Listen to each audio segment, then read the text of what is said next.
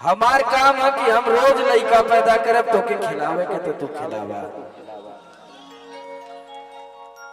तू नाम रखला लड़का का, लेकिन असली पैदाइश पहले देखा कि बाप के है। हमार बहुत सारा गाना अपने नाम ही खेले ना लोग, लेकिन हमके कोनो फर्क ना पड़ेला। हमसे ज्यादा गावे वाला ना क्यों हो। ऐठे गाना गौले रहने की पढ़े जालू अतवार के रहल ना, हाँ कि ना। अब क्यों दूसर अपने नाम से ले लेला का हो जाए। हमारे समुंदर में से एक आध लोटा निकाल लेवा तो घटी घट जाई का। हमारो ऐसा ही चली। अरे की रातों दिन गरदा उड़ावा तारे हो,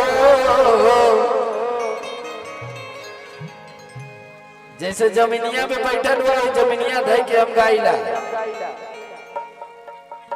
हम तो ये बात भी कह चाहते कि लुंगी हमार अगर लेके गए हुआ लोग जितना जाने हमार लुंगी लेके गए हुआ, लेके वीडियो में आवत हुआ, शूटिंग करत हुआ।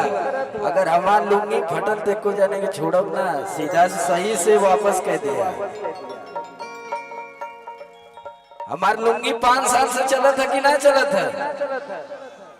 अरे की रात भर सैया हमार बड़े